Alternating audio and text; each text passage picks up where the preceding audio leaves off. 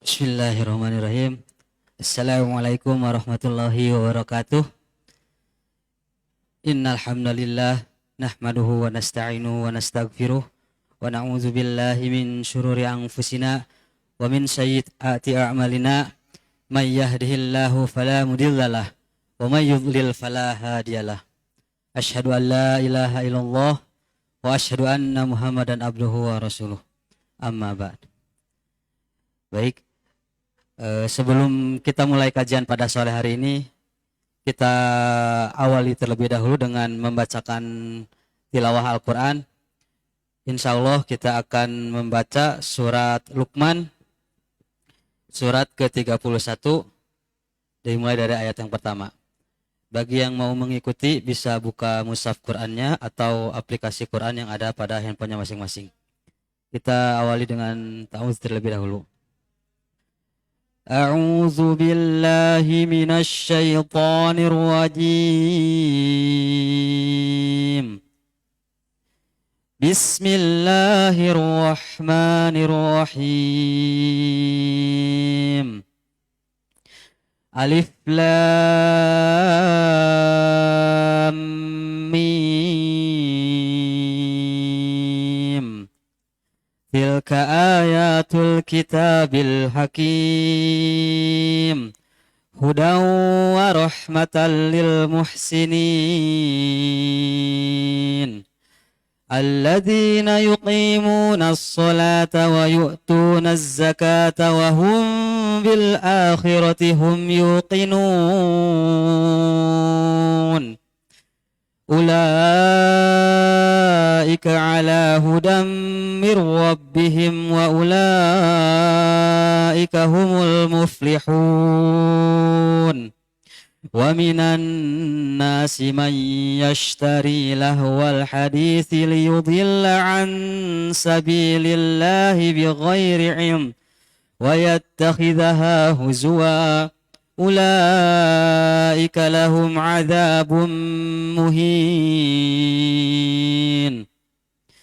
وإذا تتلى عليه آياتنا ولى مستكبرا كأن لم يسمعها كأن في أذنيه وقرا فبشره بعذاب أليم إن الذين آمنوا وعملوا الصالحات لهم جنات النعيم خالدين فيها وعد الله حقا وهو العزيز الحكيم خلق السماوات بغير عمد ترونها وألقى في الأرض رواسي أن تميد بكم وبث فيها من كل دابة وأنزلنا من السماء ماء فأنبتنا فيها من كل زوج كريم هذا خلق الله فأروني ماذا خلق الذين من دونه بل الظالمون في ضلال مبين صدق الله العظيم. Alhamdulillah, semoga dibukanya kajian pada hari ini dengan tilawah menambah keberkahan kita dalam menuntut ilmu pada sore hari ini.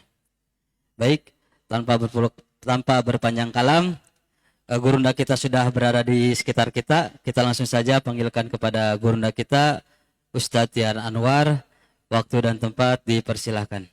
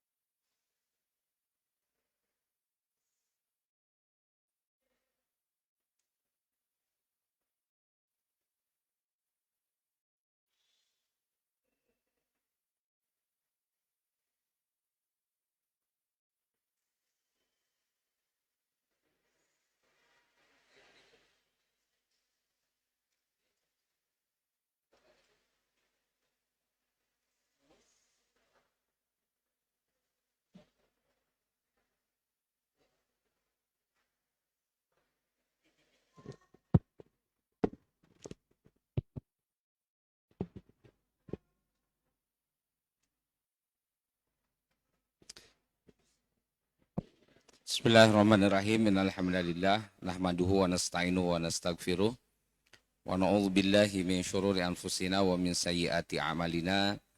May yahdihillahu fala mudhillalah wa may yudlil fala hadiyalah. Asyhadu an la ilaha illallah wahdahu la syarikalah wa asyhadu anna Muhammadan abduhu wa rasuluhu alladzi la nabiyya wa la rasula ba'dahu amma ba'du. Alhamdulillah para peserta kajian rutin di Pemuda Masjid Istiqomah yang dimuliakan Allah Subhanahu wa taala. Alhamdulillah sore hari ini kita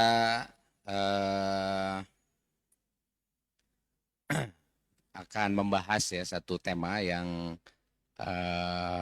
mungkin ini sangat sejarah banget, itu historis, yaitu tentang jihad dan diplomasi di dalam revolusi Indonesia. Kenapa tema ini penting untuk dibahas?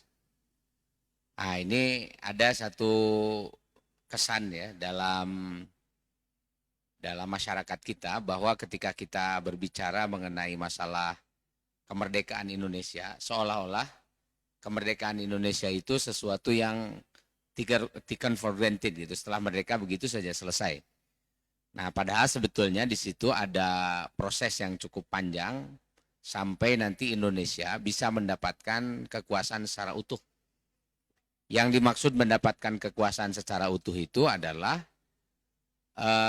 mendapatkan sepenuhnya pengelolaan atas negeri ini. Sebab ketika Indonesia merdeka tanggal 17 Agustus gitu ya, merdekakan saja. Itu kondisi Indonesia ini agak agak aneh. Dia punya presiden ya 18 Agustus itu, setelah proklamasi kemudian punya undang-undang dasar, tapi tidak punya wilayah. Nah, wilayah pertama Republik Indonesia itu adalah Jogja.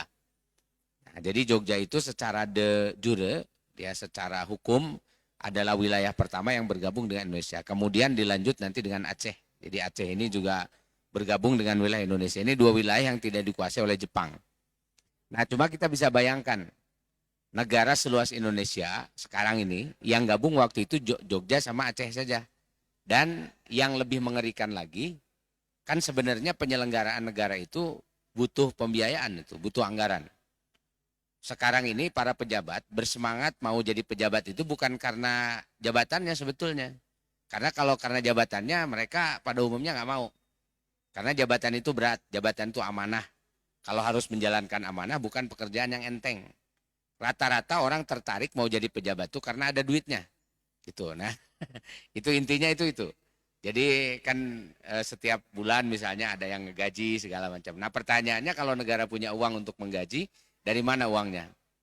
Kan uangnya pasti dari pajak gitu. Nah, cuma pajak itu dia tidak pada waktu Indonesia merdeka, pajak itu tidak dikuasai oleh pemerintah Indonesia. Coba bisa bayangkan ya.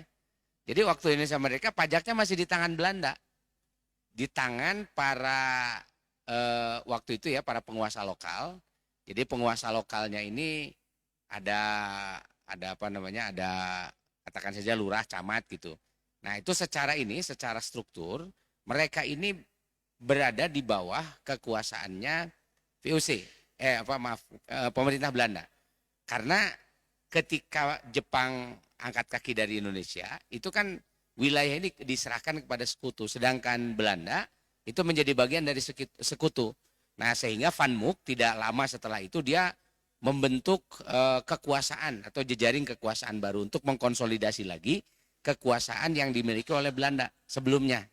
Makanya nanti Gubernur Jenderal Van Mook dia datang lagi, dia kan mengaktifkan lagi prefektur, residen-residen untuk apa? Untuk mengontrol kembali kekuasaan yang jatuh ke tangan Belanda itu. Nah, dan waktu itu kan yang namanya pajak-pajak itu dikolek langsung itu oleh para pejabat yang nanti mereka sebagiannya itu setor pajaknya ke pemerintah Belanda. Apalagi nanti setelah pemerintah Belanda resmi pada tahun 46 itu mendirikan negara-negara bagian. Jadi karena dia mau tidak mau kehilangan wilayahnya, maka dibuatlah negara-negara bagian. Seperti misalnya di wilayah Jawa Barat. Nah, wilayah Jawa Barat itu setelah Indonesia merdeka itu tidak langsung menjadi bagian dari pemerintah republik, tapi dia menjadi republik ini dulu negara Pasundan. Nah, jadi negara Pasundan dulu itu dari tahun 46 setelah perjanjian Linggarjati ya. Dia ada negara namanya negara Pasundan, baru baru dibubarkan negara Pasundan itu pada tahun 49 setelah KMB. Jadi lumayan tuh ada 4 tahun. Nah, pada saat itu juga pemerintah Republik Indonesia dia sudah mengangkat gubernur. Jadi ada gubernur Jawa Barat, ada pemerintah Pasundan. Nah, itu di lapangan terutama dalam pengelolaan sumber daya, itu saling berebut. Ada yang apalagi kan nanti setelah diputuskan pasca konferensi Linggarjati, wilayah Jawa Barat itu masuk menjadi bagian dari pemerintah Hindia Belanda yang diserahkan nanti kepada negara Pasundan. Ya sudah, Provinsi Jawa Barat gubernurnya tidak boleh melakukan apapun termasuk memungut pajak ya. Kalau negara nggak punya kekuasaan untuk memungut pajak, untuk mengambil mengambil pembiayaan untuk menyelenggarakan negara, kira-kira negaranya akan jalan nggak? Nah, itu kan nggak bakal jalan. Coba aja kalau sekarang ini ya, pajak-pajak hentikan saja kan gitu. Wah, itu sudah berhenti itu pemerintahan ya. Tentara berhenti, polisi berhenti karena nggak mau gaji dari mana kan. Nah, makanya orang yang tidak bayar pajak itu pasti dipidana karena dia akan merusak stabilitas itu, membahayakan stabilitas negara. Nah, waktu itu ketika Indonesia merdeka, pajaknya nggak ditarik sama pemerintah republik gitu, sehingga pemerintah republik ini walaupun ada presidennya, ada pemerintahannya, tapi nggak punya duit untuk menyelenggarakan pemerintahan. Nah, sehingga uangnya itu pertanyaannya dari mana untuk menyelenggarakan pemerintahan. Akhirnya raja Raja Jogja waktu itu yang tentu saja wilayahnya masih dikuasai oleh raja, masih ada pajak yang ditarik, masih ada usaha-usaha raja dari pabrik gula, dari tanah-tanah yang dikuasai oleh raja. Nah, atau disebut sebagai Sultan Ground ya. Jadi tanah ini tanah milik Sultan di Jogja itu masih menghasilkan. Nah, penghasilannya masih dipegang oleh Sultan. Nah, sehingga waktu itu operasional pemerintah Republik Indonesia itu disumbangnya oleh Sultan Jogja gitu. Jadi Sultan Jogja. Kemudian ada yang nyumbang lagi itu Sultan Siak. Nah, Sultan Siak itu juga nyumbang ya hampir 1 juta gulden karena sultannya kaya. Karena biasanya kesultanan ini masih ada yang punya wilayah cukup luas dan punya penghasilan cukup baik. Nanti juga dapat sumbangan juga dari Sultan Delhi, kemudian dari dari kesultanan dari kerajaan Aceh itu. Jadi masih ada ini ya, masih ada kerajaan-kerajaan yang tersisa yang memberikan sumbangan kepada pemerintah republik. Nah, terutama raja-raja nanti yang menyatakan bergabung kepada republik ini. Nah, sehingga kalau kita melihat proses setelah Indonesia merdeka itu sebetulnya bukan proses yang mudah. Jadi tidak simsalabim merdeka langsung saja pemerintah ini berjalan seperti yang kita saksikan sekarang ini. Itu perjalanan untuk mendapatkan kemerdekaan secara penuh nanti setelah pada tahun 1950 perjalanannya ini panjang sekali. Nah, kalau kita simpulkan ada 2 perjuangan yang nanti akan dilakukan oleh masyarakat Indonesia dalam mempertahankan kemerdekaan. Yang pertama adalah mempertahankan wilayah wilayah republik ini melalui perjuangan fisik atau melalui perang. Disebutnya itu perang revolusi. Nah, ini di dalam perang ini nanti akan sangat menarik. Kita akan cerita tentang bagaimana peran dari umat Islam di situ dan itu sangat dominan. Tidak ada perang-perang dimanapun setelah revolusi setelah tahun 45 kecuali di situ nanti ada pasukannya umat Islam. Yang kedua, perjuangan yang dilakukan oleh para aktivis politik, ya, oleh para pemimpin waktu itu adalah melalui perjuangan diplomasi. Jadi diplomasi itu satu bagian tersendiri yang nanti akan saling melengkapi dengan perjuangan fisik melalui perang dan jihad pada tahun 45 itu. Nah, kalau kita perhatikan ya, kenapa ada perjuangan fisik? Nah, karena Belanda ternyata mereka ini ketika Jepang sudah angkat kaki dari Indonesia, mereka menyerahkan kekuasaan kepada sekutu. Nah, Belanda ini kan memang sudah dijanjikan ini, dia menjadi bagian dari sekutu itu. Kalau seandainya wilayah Indonesia ini kembali lagi, atau di Jepang dikalahkan, maka Indonesia akan kembali ke tangan Belanda. Tapi pada kenyataannya, sebelum Belanda betul-betul datang ke Indonesia, tiba-tiba Soekarno memproklamasikan kemerdekaan Indonesia. Tentu atas dukungan masyarakat. Kalau dukungan politik sih luas sekali. Tapi dukungan secara hukum internasional, nah itu yang namanya Indonesia ini dia dimiliki oleh sekutu secara de jure. Nah, oleh sebab itu Belanda menginginkan untuk mengambil alih kembali kawasan yang mereka sudah mereka incar ya setelah Jepang angkat kaki itu. Sebab 3 tahun sebelumnya kan tahun 42 Belanda itu dipaksa dilucuti senjatanya keluar dari Indonesia. Nah, dia itu mau balas dendam juga. Jadi Jepang dilucuti senjatanya, mereka mau balik. Tapi ketika mau balik ternyata orang-orang Indonesianya sudah proklamasi kemerdekaan. Nah, coba kita bisa bayangkan ya betapa marahnya orang-orang Belanda itu. Jadi dia sudah merencanakan sejak awal akan mengambil alih kembali kawasan ini, tiba-tiba ada ganjalan. Nah, ganjalannya itu adalah proklamasi kemerdekaan. Maka akhirnya orang-orang Belanda ini ya mereka bersama dengan tentara sekutu, nanti yang di sana ada tentara India juga, ada Gurkha, kemudian ada tentara Inggris juga, dan gabungan dari negara-negara yang bergabung dengan negara sekutu ini akhirnya melakukan penyerangan ke beberapa wilayah di Indonesia ini. Nah, terutama misalnya ya ketika Jepang datang ke daerah Belanda datang ke beberapa daerah seperti di daerah Tegal, Brebes, Pemalang itu, sampai dikenal dengan ada peristiwa disebut dengan peristiwa 3 daerah. Jadi Belanda datang ke sana, memang Belanda ini datang mau mengambil alih pusat-pusat pemerintahan. Karena dulu kan yang namanya daerah Tegal, Pemalang itu salah satu daerah yang dikuasai atau salah satu daerah kolonial. Kalau kita ke Tegal juga masih banyak itu sisa-sisa bangunan-bangunan zaman Belanda itu. Karena dulu pada masa kolonial ini salah satu kota penting. Maka ketika jatuh Indonesia, Jepang jatuh ya, dan Belanda mau datang lagi, mereka datang ke sana. Nah, ketika datang ke sana disambut oleh masyarakat yang tidak mau Belanda datang lagi. Akhirnya terjadilah pertempuran itu ya, pertempuran yang cukup sengit di sana. Korbannya banyak juga dari kalangan masyarakat pribumi, dan mereka menginginkan Belanda nggak boleh lagi datang ke situ. Nah, itu kan jadi memang sudah ada ada konflik yang berakhir pada pertempuran yang ini dilakukan atau disebabkan karena Belanda ingin datang lagi. Nah, ketika banyak sekali masyarakat yang menolak untuk datangnya orang-orang Belanda ini ke Indonesia, maka disitulah nanti mulai ada usaha untuk melakukan diplomasi. Nah, itu satu tadi di Tegal misalnya. Contoh yang paling yang paling revolusioner adalah pada tanggal 10 November di Surabaya tahun 45. Nah, itu kan memang sudah ada rencana kan Belanda ini mau mengambil alih Surabaya juga. Karena Surabaya ini daerah pusat kolonial yang sejak lama memberikan keuntungan besar kepada Belanda. Belanda sudah mempersiapkan pasukan mau datang ke sana, sejak September sudah diumumkan. Nah, akhir bulan September itu terdengar oleh masyarakat bahwa ternyata Belanda mau datang lagi. Masyarakat ini pada akhirnya mereka tidak setuju ya dengan kedatangan Belanda.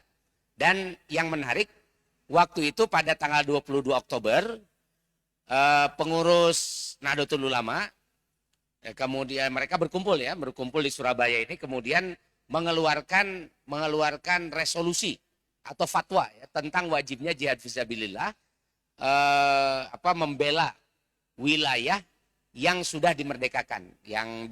Tentu saja wilayah yang disebut, yang dimaksud itu adalah wilayah di Surabaya itu. Pimpinan besar Nahdlatul Ulama waktu itu berpusatnya ada di Surabaya. Nah, jadi dikeluarkan resolusi jihad yang ditandatangani oleh Kiai Hasyim Asy'ari pada tanggal 22 Oktober.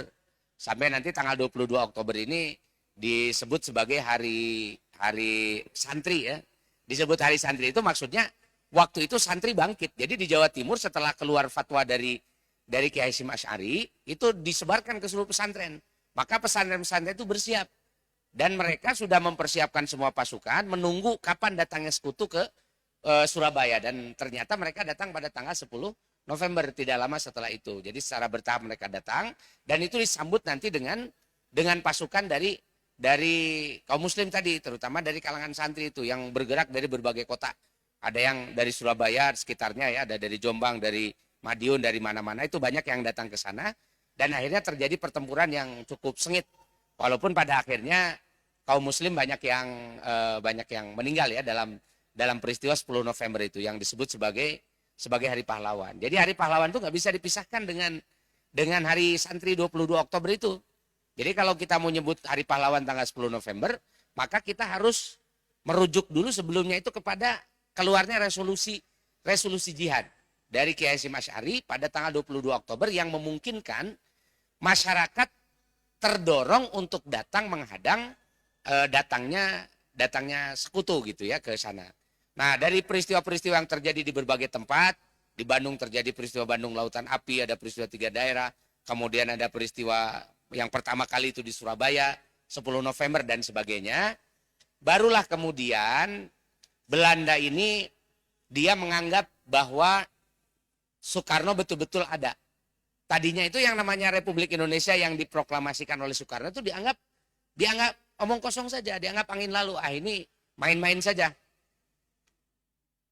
Karena karena Belanda waktu itu menganggap nggak ada kekuatannya. Jadi Soekarno ini seperti tidak punya pasukan di belakangnya. Tapi setelah terjadi peristiwa-peristiwa yang mengagetkan Belanda itu, ternyata ada kekuatan masyarakat yang ini ya, yang menopang atau yang mendorong yang mendorong munculnya masyarakat melakukan pembelaan terhadap Soekarno.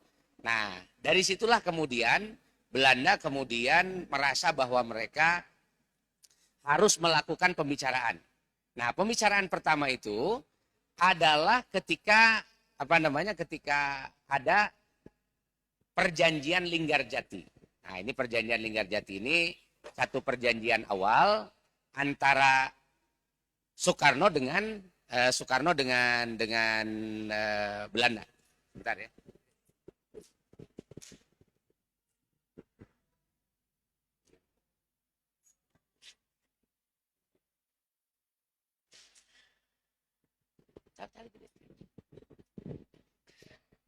Ya. Nah, baik, kita lanjut lagi. Jadi Perjanjian Linggarjati ini dia adalah semacam pengakuan dari Belanda bahwa ternyata Soekarno itu patut diperhitungkan. Proklamasi kemerdekaan itu patut juga dijadikan sebagai sebagai bahan pertimbangan politik untuk kembalinya Belanda ke Indonesia. Nah, maka pada Perjanjian Linggarjati, disebut Perjanjian Linggarjati itu karena perundingannya nanti dilakukan di Kampung Linggarjati di Kuningan. Nah, Kampung Linggarjati di Kuningan itu sekarang monumennya masih ada ya, kita masih bisa mengunjungi monumen itu untuk untuk dikenang ya sampai sekarang ini.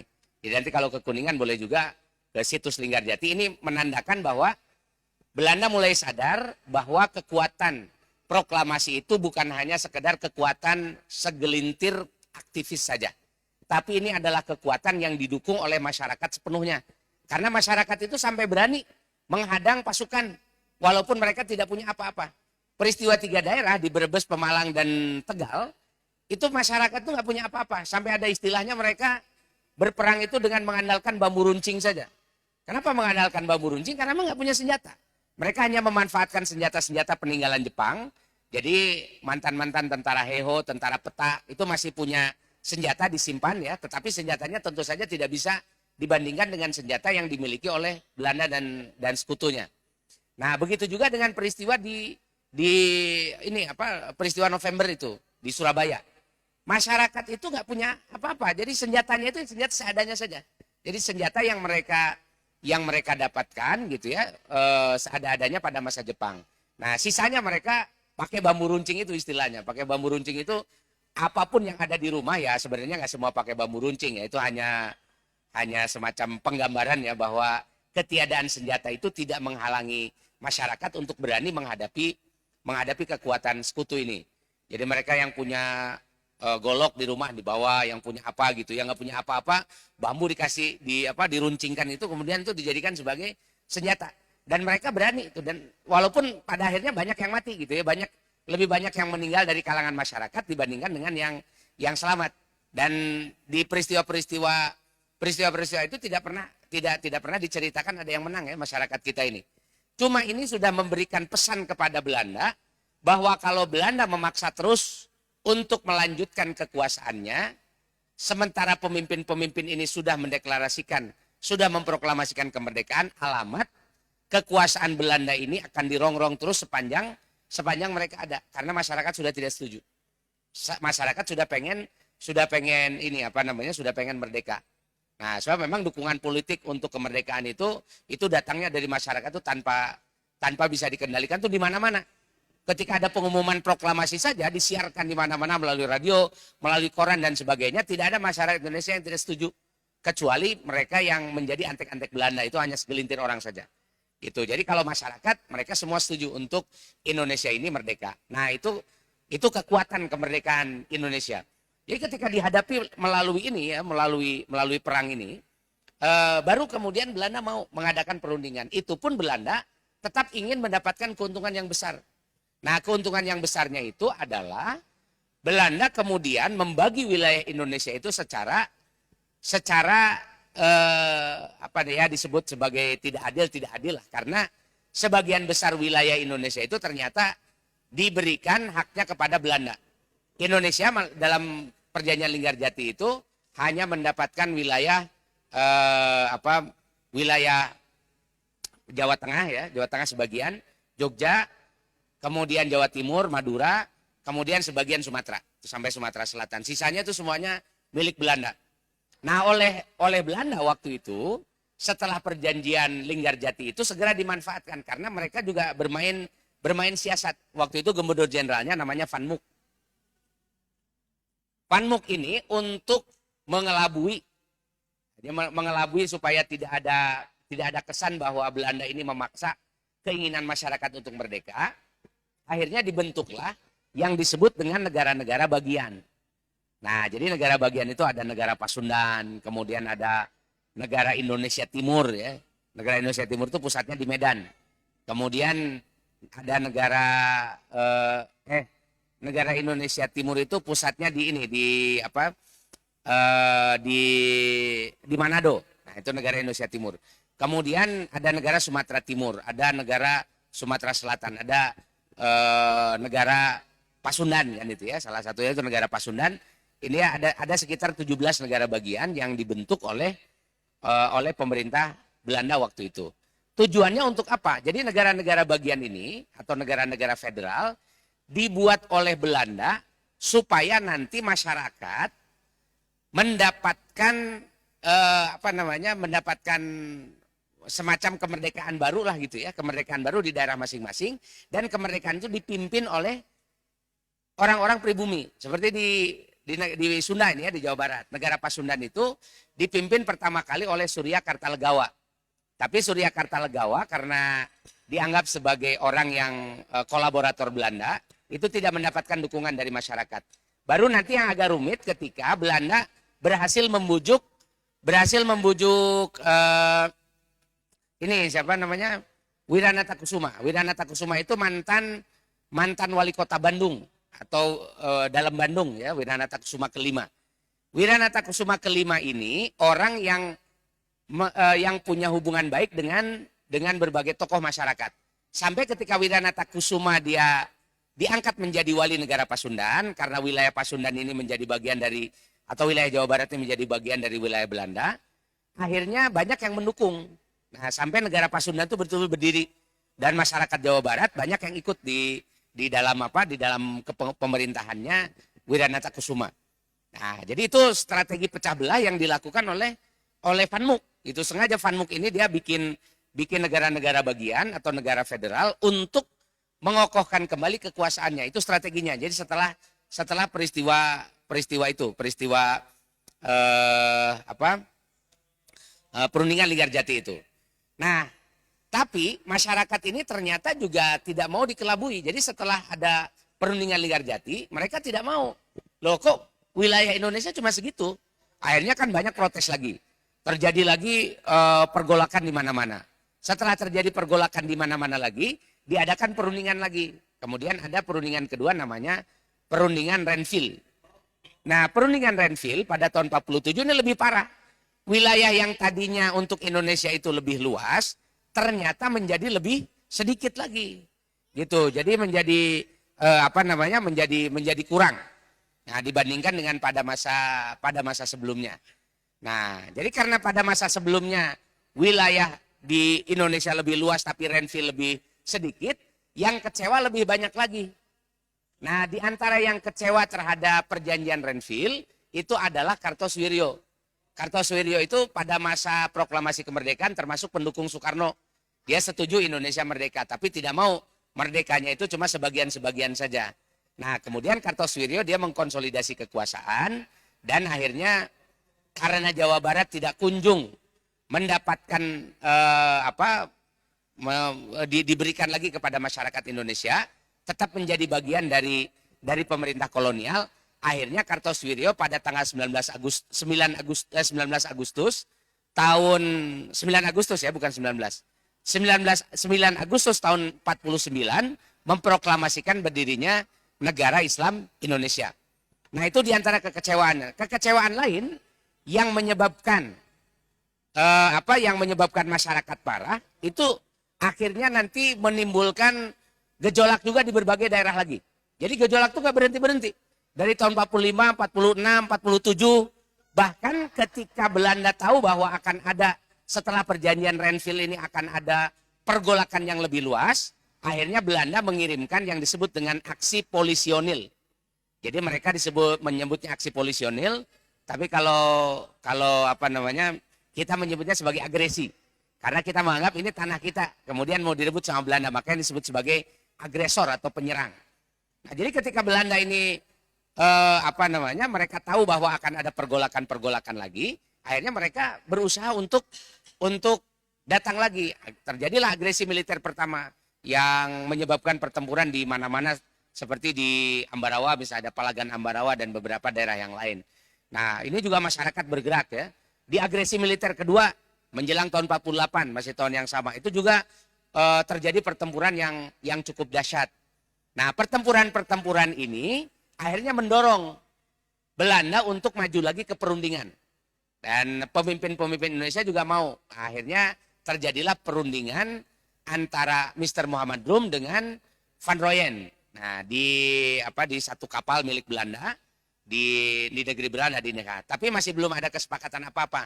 Hanya penghentian perang saja. Jadi tidak boleh ada lagi pertempuran-pertempuran. Tapi ini kan pergolakan terus berlanjut gitu ya di tengah masyarakat Indonesia ini, sampai kemudian Belanda dipaksa dia harus mengikuti perundingan lagi. Tahun 49 bulan Desember itu terjadi perundingan terakhir di Belanda di Den Haag. Nah, perundingan itu disebut sebagai konferensi meja bundar. Nah, disebut konferensi meja bundar karena memang mejanya bundar kan gitu ya. Di Den Haag kemudian disepakati ada beberapa poin. Poinnya adalah Belanda dipaksa harus menyerahkan kedaulatan sepenuhnya kepada Indonesia. Nah, tapi Belanda juga ngasih syarat. Belanda akan menyerahkan kedaulatan, syaratnya Indonesia harus menerima negara-negara bagian yang dibuat oleh Belanda. Sehingga Republik Indonesia hanya menjadi bagian dari negara-negara bagian yang ada itu gitu. Jadi kan Indonesia dapat bagian tuh setelah Renville yang kebagian kecil itu yang hanya dapat Lampung kalau nggak salah ya, kemudian Jogja, kemudian sedikit di Jawa Timur itu hanya menjadi diserahkan ke Indonesia. Nah, itu sisanya itu kan dikuasai negara-negara bagian tuh.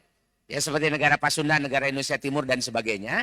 Itu oleh Belanda dipersyaratkan kalau mau menerima syarat Belanda, maka kedaulatan akan diberikan kepada Indonesia sepenuhnya. Akhirnya diterimalah sampai di konferensi meja bundar itu disepakati berdirinya Republik Indonesia Serikat atau RIS itu. Itu tahun 49 ya. Sampai dibuat nanti tahun 50, itu Desember 49, tahun 50 itu dibuat Undang-Undang Republik Indonesia Serikat atau Undang-Undang Dasar Republik Indonesia Serikat yang berlaku nanti sampai tahun 50 sampai enggak lama itu, hanya sampai bulan Agustus atau sebenarnya hanya sampai bulan Mei itu ya, Mei. Jadi hanya berlaku sekitar 5 bulan saja Undang-Undang RIS, karena pada bulan Mei nanti ada mosi integral yang diajukan oleh Muhammad Nasir yang waktu itu adalah ketua fraksi di Masyumi. Dia mengusulkan ke parlemen RIS itu untuk supaya diintegrasikan saja antara Republik Indonesia dengan Republik Indonesia Serikat itu.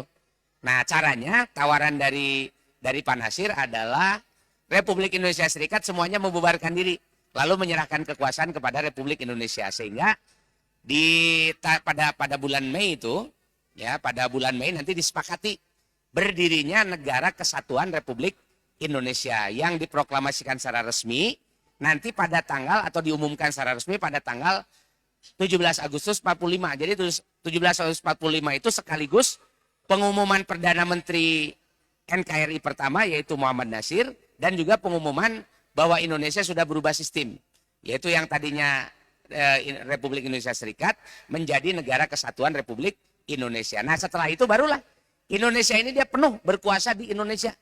Bayangkan tuh, dari tahun 45 sampai tahun 50. Jadi berjibaku dalam 5 tahun itu.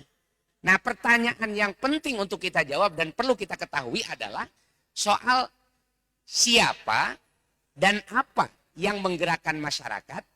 Kalau perundingan itu kan masalah elit ya, orang-orang para pemimpin lah itu, seperti Soekarno, Hatta, Muhammad Rum, itu pemimpin-pemimpin tuh yang berunding.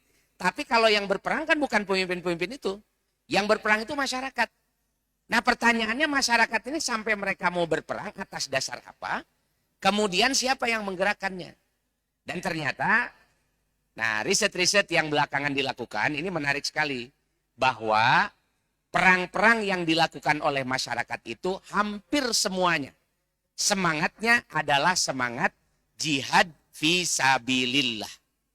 Nah, yang pertama ditemukan tadi itu ada resolusi jihad dari siapa tadi, Hasyim Asy'ari atau dari ketua dari pimpinan NU itu ya, dari Hasyim Asy'ari waktu itu adalah ketua umum PBNU yang Rais Am NU yang mengumumkan atau mengeluarkan fatwa tentang wajibnya jihad bagi masyarakat yang ada di daerah yang sedang dikuasai oleh Belanda, karena Belanda dianggap sebagai penyerang. Jadi masyarakat wajib berjihad untuk mengusir, untuk menolak kedatangan Belanda. Itu sampai keluar fatwa itu. Dan ternyata sebelum keluar fatwa dari Hasyim Asy'ari, fatwa-fatwa jihad itu rupanya telah banyak. Di Sumatera Utara ada seorang tokoh namanya Arsyad Talib Lubis. Arsyad Talib Lubis ini penulis produktif ya. Beliau ini pada tahun 40 ya, sekitar tahun 45 lah ya. Itu mengeluarkan buku judulnya Panduan Jihad Fisabilillah. Panduan Jihad Fisabilillah ini sebagai lanjutan dari fatwa jihad yang sudah dikeluarkan oleh ulama-ulama di Sumatera Utara waktu itu. Kemudian ulama-ulama di Aceh sama juga melalui Persatuan Ulama Seluruh Aceh atau PUSA itu sudah memfatwakan wajibnya jihad untuk menghadapi kedatangan kembali Belanda. Dan ternyata fatwa-fatwa itu hampir di semua pesantren itu dikeluarkan. Sampai masyarakat tidak ada yang ragu untuk datang ke tempat pertempuran menghadang kedatangan Belanda. Jadi hampir semua ormas-ormas ini dari mulai NU, Muhammadiyah, Persis, Perti, Al-Wasliyah dan sebagainya, masyarakat yang biasa ikut pengajian itu mereka semuanya bersiap-siap untuk pergi revolusi atau untuk pergi berjihad. Nah, sampai di tahun-tahun itu ya, di tahun 40 ya sampai tahun 50-an, jumlah laki-laki itu berkurang dalam jumlah yang cukup banyak itu ya. Karena banyak yang meninggal di perang yang terjadi antara tahun 45 sampai tahun 50 itu. Yang mengkonsolidasikan pertempuran adalah pasukan yang dibentuk oleh Masyumi. Jadi Masyumi itu membentuk pasukan milisi yang disebut nanti ada pasukan Hizbullah, ada pasukan Sabilillah. Nah bedanya nanti begini, kalau pasukan Hizbullah itu adalah pasukan terlatih. Jadi ini pasukan, nanti ada pemuda-pemuda misalnya ya, yang dia mau jadi anggota Hizbullah. Nah berarti dia nanti dilatih khusus. Biasanya pelatih-pelatihnya itu adalah militer-militer yang sudah ini ya, sudah terlatih biasa. Alumni-alumni dari Kenil yang dia mau bergabung dengan umat Islam, atau yang pernah dilatih di Heiho, pernah dilatih di Pembela Tanah Air. Nah mereka nanti menjadi pelatih-pelatih di tentara Hizbullah itu. Nah tentara Hizbullah ini yang menjadi pasukan paling depan di dalam menghadapi agresi-agresi militer Belanda atau di dalam penyerangan-penyerangan terhadap Belanda. Yang kedua, pasukan yang dibentuk oleh Masyumi itu namanya Sabilillah. Kalau Sabilillah itu semacam pasukan cadangan. Nah, kalau pasukan cadangan itu dia siapa saja? Kadang-kadang sering disebut kalau Hizbullah itu adalah tentara-tentara yang masih muda-muda. Kalau Sabilillah itu kadang-kadang orang tua juga banyak. Karena dia siapa saja boleh daftar. Yang usianya 40 tahun, 50 tahun itu banyak yang daftar Sabilillah. Dia dilatih sekedarnya, nanti diterjunkan apabila diperlukan.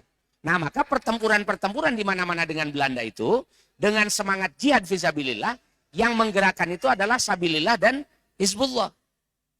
Nah, Hizbullah dan Sabilillah ini yang dibentuk di mana-mana, nanti di Palembang misalnya ya, ada kiai besar yang dia membentuk pasukan Sabilillah, Hizbullah dan Sabilillah, dan kemudian menyerang Belanda yang datang lagi ke Palembang. Di Surabaya sudah jelas kan, kemudian di Jawa Barat, di Jawa Tengah, di Jawa Timur, di berbagai kota itu hampir tidak ditemukan satu kota pun kecuali di sana pasti ada pasukan Hizbullah dan pasukan Sabilillah. Nah, jadi kalau kita balik ke tahun-tahun itu, sebetulnya yang sangat serius mempertahankan kemerdekaan Indonesia itu dari kalangan masyarakat itu kalau boleh disebut tuh hanya umat Islam saja. Jadi karena umat Islam itu yang berani dia bikin pasukan ini, pasukan tempur. Yang menghadapi Belanda selain umat Islam itu hanya pasukan resmi nanti yang dibentuk oleh pemerintah. Nah, pasukan resmi yang dibentuk oleh pemerintah itu pada mulanya bernama TKR ya, Tentara Keamanan Rakyat. Itu tentara darurat yang dibuat setelah Indonesia punya presiden. Kemudian setelah dibentuk TKR ini diubah menjadi BKR. Badan Keamanan Rakyat pada tanggal 5 Oktober tahun 45. Dengan personil yang diambil dari mantan-mantan Kenil. Jadi mantan Kenil ini mantan tentara Belanda yang mau bergabung dengan Republik Indonesia. Sebab nanti ada mantan tentara Belanda yang dia memilih jadi pasukan sekutu itu ya, ikut lagi sama Belanda ada. Nah, tapi banyak Kenil yang gabung dengan tentara Republik. Contoh misalnya Kenil yang gabung dengan tentara Republik ini seperti Soeharto. Nah, waktu itu pangkatnya masih mayor. Jadi Presiden Soeharto itu di antara mantan tentara Kenil yang dia nanti bergabung dengan Republik. Kemudian ada Jenderal TB Simatupang. Nah itu ada di Jakarta, ada jalannya tuh, TB Simatupang. TB itu singkatan dari Tahi Bonar Simatupang. Tapi jangan diartikan pakai bahasa Indonesia ya. Ya dia orang Batak itu, Tahi Bonar Simatupang itu. Kemudian ada Abdul Haris Nasution. Nah, Abdul Haris Nasution yang nanti dia menjadi jenderal pada masa Soekarno, itu juga adalah mantan Kenil yang bergabung dengan tentara Republik Indonesia. Jenderal-jenderal yang dibunuh di Lubang Buaya pada tahun 65 itu juga adalah jenderal-jenderal mantan Kenil. Dari mulai Ahmad Yani, Jenderal Suprapto misalnya, kemudian ada Esparman dan lain-lain, itu adalah mantan-mantan Kenil. Jadi mantan tentara Belanda. Mereka ini tentara profesional, dilatih profesional, tapi ketika Indonesia merdeka akhirnya mereka memilih untuk bergabung dengan Indonesia. Nah, mereka inilah yang kemudian membentuk BKR, Badan Keamanan Rakyat, ditambah nanti sebagiannya dari tentara-tentara pembela tanah air atau tentara peta itu yang dilatih oleh Jepang. Nah, tentara peta yang paling populer yang bergabung dengan BKR, TKR, BKR itu adalah Jenderal Sudirman. Nah, Sudirman ini mantan tentara pembela tanah air ya, yang kemudian memilih untuk bergabung dengan pasukan Republik. Nah, sampai akhirnya kemudian karena ketokohannya, ketokohan, karisma, wibawa dari Jenderal Sudirman. Tentara-tentara Kenil, mantan tentara Belanda, mereka tidak punya nyali lah untuk memimpin ya tentara itu. Akhirnya mereka menunjuk Jenderal Sudirman untuk menjadi panglima besar pertama ya di angkatan bersenjata atau tentara Indonesia ini. Nah, yang didirikan 5 Oktober tahun 45 itu. Jadi tentara resminya sudah ada memang. Dan sebagian nanti di revolusi-revolusi itu juga digerakkan oleh tentara. Nah, tentara yang resmi. Sampai nanti tentara itu membentuk ya karena kurang personil. Jangan dibayangkan tentara itu seperti sekarang. Di mana-mana banyak kan ya. Karena setiap tahun kan ada rekrutmen. Rekrutmennya juga ada lewat Akabri. Akabri itu ada darat, laut, udara. Ada juga yang lewat ini apa? Secapas, cabas, cata kan gitu. Itu rekrutmen untuk jadi tentara. Nah sekarang banyak. Kalau dulu tuh susah. Sampai ketika terjadi revolusi, BKR ini membentuk tentara pelajar. Jadi pelajar-pelajar itu dipersenjatai. Jadi anak-anak SMA, anak-anak SMP gitu yang mau jadi tentara yang badannya bagus-bagus, itu sampai dilatih. Nah itu jadi waktu itu memang ada 2 tentara ini. Ada tentara yang digerakkan oleh umat Islam, ada tentara yang digerakkan oleh pemerintah. Tapi kalau di lapangan, ya, di lapangan yang yang banyak melakukan ini pertempuran itu adalah tentara dari Hizbullah dan Sabilillah ini. Nah, jadi Hizbullah Sabilillah ini menjadi semacam motor di tengah masyarakat. Dan waktu itu yang namanya jihad fisabilillah bukan hanya menjadi semangat dari tentara Hizbullah dan tentara Sabilillah, tapi juga menjadi semangat dari tentara-tentara rakyat kita, terutama yang muslim-muslim. Apalagi panglimanya Jenderal Sudirman. Makanya Jenderal Sudirman itu sudah biasa kalau mau perang teriaknya Allahu Akbar itu. Jadi sekarang kan susah ya cari tentara yang teriak mau perang itu Allahu Akbar kan susah. Nah ini yang nggak ada. Kalau dulu tentara teriak perang itu Allahu Akbar. Kenapa? Karena kan sudah biasa. Sabilillah Hizbullah di tengah masyarakat itu kalau mau perang Allahu Akbar. Di mana-mana mereka ketemu Allahu Akbar. Dengan senjata seadanya pun mereka berani. Jadi keberanian dari Hizbullah dan Sabilillah ini menyebabkan nanti tentara-tentara yang resmi ini mereka juga banyak ya terpengaruh oleh semangat itu. Nah maka dalam cerita Nasution ini yang dia menceritakan secara panjang lebar 11 jilid ya tentang peristiwa revolusi di Indonesia itu. Cuma Nasution dia tidak banyak menyinggung peran dari Hizbullah dan Sabilillah. Itu sayang sekali. Padahal sebetulnya Hizbullah Sabilillah itu banyak perannya yang diceritakan oleh Nasution di dalam bukunya Kronik Revolusi Indonesia yang 11 jilid itu hanya pengalaman dia ya sebagai tentara yang disaksikannya di dalam pertempuran. Padahal pertempuran itu tidak semuanya dilakukan oleh tentara resmi, tapi juga dilakukan oleh Sabilillah dan Hizbullah dan Sabilillah itu. Nah ini peran Hizbullah Sabilillah itu ada yang mencatat dengan cukup baik. Itu ada buku yang ditulis oleh Kevin Fogg, itu ada disertasinya. Judulnya Spirit Islam di dalam Revolusi Indonesia. Nah itu Spirit Islam dan Revolusi Indonesia itu mengabadikan bagaimana peran dari Hizbullah dan Sabilillah di dalam revolusi itu. Nah kita ini harus mengingat ini dan mengungkap ini. Kenapa? Karena kalau kita hanya menganggap bahwa ketika Belanda datang ke Indonesia yang berperang itu cuma tentara resmi saja, itu keliru. Tentara waktu itu belum terkonsolidasi dengan baik, belum punya personil yang memadai, apalagi sampai ke tingkat pelosok-pelosok itu belum ada. Itu tentara itu cuma seadanya saja sampai harus membentuk tentara pelajar kan gitu. Nah, justru yang banyak menarik dukungan dari masyarakat itu adalah keberadaan Hizbullah dan Sabilillah. Nah, Hizbullah dan Sabilillah inilah yang menandakan dukungan dari masyarakat itu full kepada kemerdekaan Indonesia yang menyebabkan Belanda mau berunding itu. Jadi bukan semata-mata karena ada dari tentara saja, tapi juga karena masyarakat mendukung, akhirnya Belanda mau berunding sampai perundingan itu berakhir di konferensi meja bundar itu. Nah, sehingga antara jihad dengan diplomasi itu tidak bisa dipisahkan. Jadi itu satu rangkaian. Jihad terjadi karena ada semangat dari umat Islam, dan umat Islam sejak awal memang mendukung para pemimpin ini untuk mendapatkan kemerdekaan Indonesia secara paripurna. Jadi bukan cuma sepotong-potong sebagian-sebagian saja, tapi harus sepenuhnya seluruhnya wilayah dari Indonesia ini. Nah, sedangkan diplomasi itu terjadi disebabkan ada dorongan dari jihad ini. Nah, jadi seandainya tidak ada yang melakukan jihad fisabilillah itu kemungkinan Belanda nggak mau berunding. Dia pasti cuma mengirimkan tentara aja, melakukan agresi, mengambil kawasan Indonesia.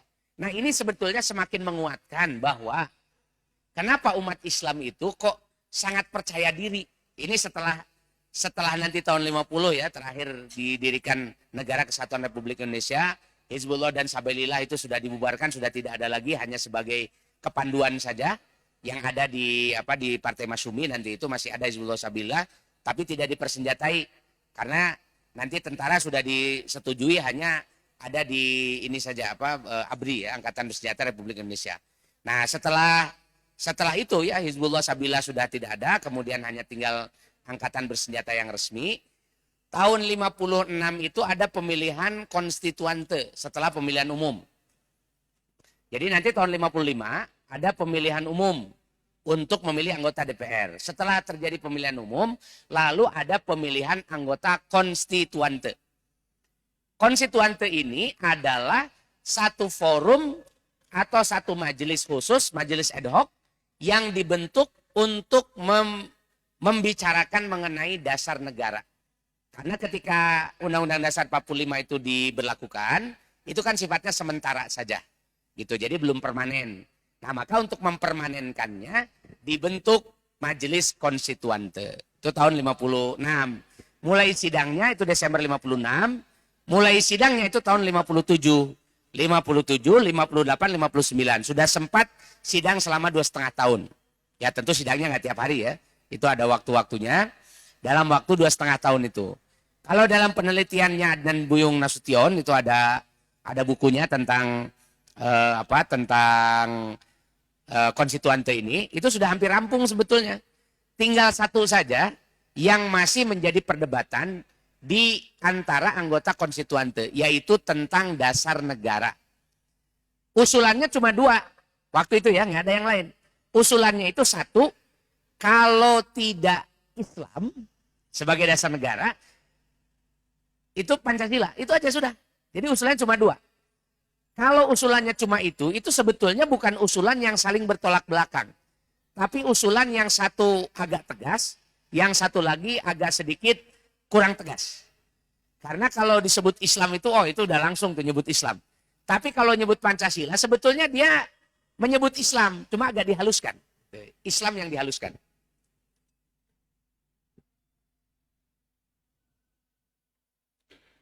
Sebab kalau Pancasila dipertentangkan dengan Islam itu justru malah ya masuk akal, bertentangannya itu sebelah mana. Contoh misalnya kan gini nih, ketuhanan yang Maha Esa. Itu kalau dia dipertentangkan dengan Islam, bertentangan dengan apa di dalam Islam? Bukankah di dalam Islam itu juga mengajarkan fa'lam annahu la ilaha illallah. Kita diajarkan tentang tauhid, diajarkan tentang Tuhan yang Esa. Kalau ada sila pertama ketuhanan yang Maha Esa, itu kira-kira sesuatu yang bertentangan atau tidak? Kan jelas itu bukan. Sila kedua Pancasila, kemanusiaan yang adil dan beradab. Kita ini harus menjunjung tinggi kemanusiaan dengan prinsip keadilan dan prinsip keadaban. Itu kalau bertentangan dengan Islam, kira-kira bertentangan dengan ajaran Islam yang sebelah mana? Nggak ada. Persatuan Indonesia, orang Indonesia suruh bersatu semuanya. Kalau itu dipertentangkan dengan Islam, kira-kira bertentangannya sebelah mana? Apakah Indonesia nyuruh supaya apakah Islam ini menyuruh supaya Indonesia ini berpecah belah? Karena kebalikan dari persatuan Indonesia ini kan adalah perpecahan Indonesia. Pertanyaannya, apakah ada dalam ajaran Islam supaya kita ini sebagai orang Indonesia berpecah? Kan nggak ada. Justru Islam itu menyuruh supaya kita bersatu. Alaikum bil jamaah wa iyyakum wal firqah. Kalian ini harus hidup bersama-sama, harus menghindari perpecahan.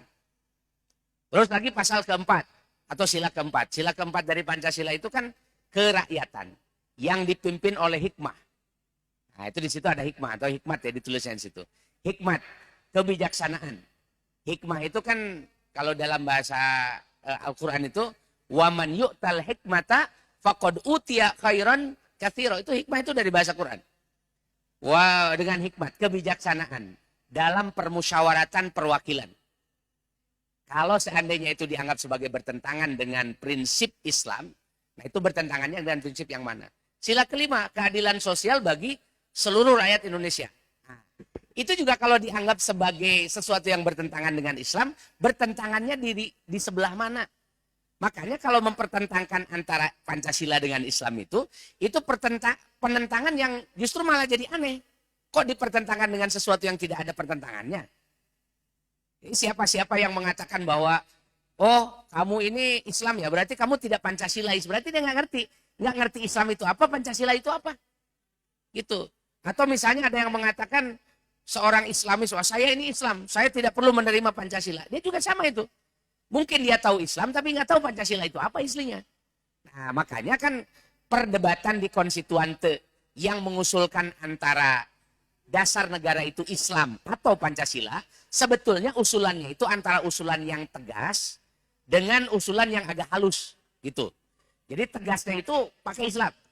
Yang agak halus ya bahasanya jangan Islam langsung lah misalnya gitu ya. Tapi ganti ini dengan nilai-nilainya yang 5 itu yang disebut dengan Pancasila itu.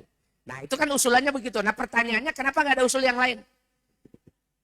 Di Konstituante tahun 56 itu ada perwakilan dari PKI. PKI ideologinya komunis. Ada juga orang-orang dari partai-partai yang sekuler.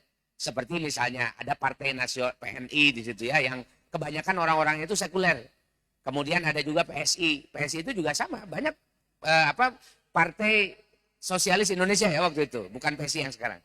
Nah, atau sama aja ya sifatnya ya. Nah, jadi sama. Itu dulu juga orangnya sekuler. Nah, contoh salah seorang tokoh PSI itu ada bapaknya Prabowo, namanya Sumitro Joyo Hadikusumo. Kalau ditanya apa agamanya Sumitro itu nggak jelas itu. Konon sih katanya Islam kan itu, konon ya. Tapi kata orang yang dekat dengan Sumitro itu, perasaan nggak pernah ini katanya, nggak pernah lihat Sumitro sholat kan itu. Nah jadi itu. Makanya nggak usah heran nanti anaknya Sumitro ini kan bukan cuma Prabowo ya. Prabowo itu belakangnya Subianto itu. Ya, Subianto itu nama pamannya. Itu jadi yang ngurus Prabowo dari kecil itu pamannya dia kan gitu. Tapi dia aslinya nama belakang setelah Subianto itu adalah Joyo Hadikusumo itu. Itu ada adiknya Prabowo namanya siapa tuh? Hasyim ya. Agamanya apa? Ikut ibunya. Ibunya itu orang Manado Kristen itu. Gitu. Nah, kenapa bisa begitu? Ya memang begitu kan dari dulunya. Nah, itu tokoh-tokoh PSI itu orang-orang sekuler itu rata-rata. Jadi mereka tidak terlalu mengurusi agama. Tapi ketika di konstituante kemudian ada usulan tentang dasar negara, tidak ada yang berani mengusulkan. Dah Indonesia dasarnya sekularisme saja. Ada nggak yang berani mengusulkan itu? Nggak ada. Satu pun nggak ada. Hatta itu adalah pejuang sekuler nomor 1. Gitu. Jadi dia hidupnya itu udah sekuler itu kafah kan itu ya.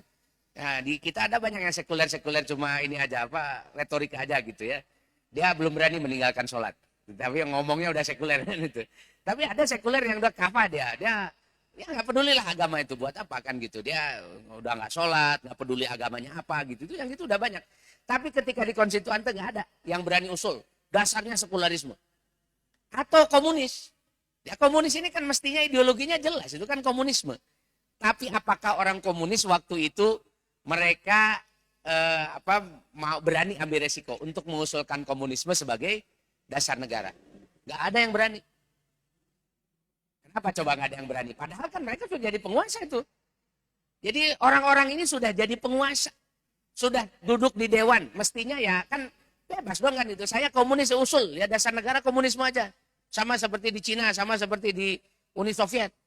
Itu atau seperti di Korea Utara, seperti di Yugoslavia misalnya gitu. Dasarnya komunisme. Tapi mereka nggak ada yang berani. Padahal waktu itu negara komunis sedang kenceng-kencengnya. Partai komunis sedang kaya-kayanya dia. Karena disokong oleh negara-negara besar. Di Partai Komunis Indonesia itu kan dibiayai oleh Cina, dibiayai oleh Uni Soviet. Nah untuk menyebarkan komunisme di Indonesia. Sekarang kalau ada yang ngaku-ngaku komunis itu pasti kere-kere itu. Karena nggak ada yang nyumbang. Nah kalau dulu itu ada aktivis komunis namanya Nyoto. Si Nyoto ini itu seorang aktivis partai komunis yang flamboyan. Jadi dia doyannya itu pamer. Pakai mobil paling baru dan paling mahal. Kalau sekarang mah apa ya, paling baru paling mahal. Zaman itu pokoknya nggak ada itu pejabat-pejabat yang punya mobil semewah Nyoto. Kalau pakai jam tangan, itu jam tangan Rolex kalau itu sudah ada ya. Nah sekarang juga masih ada. Nah jam tangan Rolex paling mahal pada zamannya. Nggak ada itu pejabat-pejabat atas Soekarno saya sebagai presiden tuh nggak punya jam tangan kayak jam tangannya Nyoto. Kalau pakai baju paling mahal, impor nggak ada baju yang lokal-lokal itu. Mereknya jelas. Mungkin kalau ibu-ibu, mungkin istrinya kalau punya istri, katanya nggak punya istri. Nah itu kalau punya istri mungkin tentengannya Hermes misalnya gitu ya. Sepatunya apa gitu. Itu Nyoto itu. Dia politisi flamboyan sampai kemudian dia diingatkan sama Aidit. Jadi diingatkan sama Aidit ya untuk jangan terlalu vulgar dia mengumbar kemewahan itu. Kenapa? Karena kan Partai Komunis itu partai yang mengkampanyekan pembelaan kepada orang-orang miskin gitu. Tapi ini pembelanya kok mewah-mewah begini, orang miskinnya tetap dipelihara kemiskinannya. Gitu. Jadi kalau dipelihara kemiskinannya kan nggak pernah kaya ya. Karena kalau orang miskinnya jadi kaya, jadi nggak ada jualan lagi gitu. Makanya sekarang kampanyenya, seperti sekarang kan pemerintah ini, kampanyenya itu menurunkan angka kemiskinan. Jadi diturunkan dari bapaknya ke anaknya. Gitu. Ya, supaya apa setiap tahun itu ada program terus kan gitu ya. Ini program untuk orang miskin gitu. Jadi bukan kemiskinan itu dihilangkan tapi diturunkan ya. Sebab kalau orang-orang tetap miskin ya, ini kalau masyarakat tetap miskin maka mudah dibeli gitu. Coba bayangkan kalau masyarakat penghasilannya ini per kapita umpamanya ya. Ini per kapita sebulan, katakan saja misalnya sebulan masyarakat Indonesia ini penghasilannya 10 juta per bulan. Dengan kebutuhan seperti sekarang ya. Kira-kira mau nggak waktu pemilu dikasih duit 200 ribu? Buat nggak bakalan mau. Ngapain duit 200 ribu? Orang saya setiap bulan juga banyak. Kalau mau beli saya jangan 200 ribu. Harus dilebihin dong ini. 20 juta lah mau kan gitu. Tapi mana ada di TPS itu bagi-bagi duit 20 juta itu. Ya dia bangkrut kan kalau dibagi 20 juta. Ya, kalau 200 ribu masih mungkin lah. Murah itu kalau 200 ribu. Coba bayangkan kalau pemilih 200 juta. Kali 200 ribu cuma 4 triliun. Jadi kalau saya mau jadi presiden cuma modal 4 triliun. Ya apa cuma 40 triliun aja. Jadi kalau 40 triliun itu kan APBN kita 3.000 triliun. Ya dikorupsi dikit-dikit lah kan gitu ya. 40 triliun kan bisa itu. Apalagi korupsi sekarang ratusan triliun kan ngeri-ngeri. Nah, jadi kita bisa bayangkan tuh. Waktu itu komunis-komunis itu walaupun dia berkuasa, dia punya banyak duit, tapi nggak berani mengusulkan komunisme sebagai dasar negara. Pertanyaannya apa yang membuat mereka nggak berani? Apakah karena berhadapan dengan umat Islam? Tidak. Orang dia berani kok. Kalau di koran-koran mereka ya, di koran-korannya komunis, itu tokoh-tokoh Islam itu dihina habis-habisan. Sampai nanti Soekarno terpaksa mengeluarkan Undang-Undang Nomor 1 PNPS tahun 65 itu. Itu gara-gara orang-orang komunis setiap hari isi korannya itu cuma menghina-hina masjid, menghina kiai, menghina ulama, menghina simbol-simbol umat Islam. Sampai banyak sekali terjadi kerusuhan-kerusuhan itu. Nah itu sejarah Undang-Undang Nomor 1 tahun 65 itu di situ sebenarnya. Itu kerjaannya PKI. Ya, pada zaman itu. Jadi supaya tidak terjadi lagi banyak kerusuhan-kerusuhan, akhirnya dibuatlah undang-undang itu. Kan nggak berani nih usul komunis, usul sekuler itu nggak ada.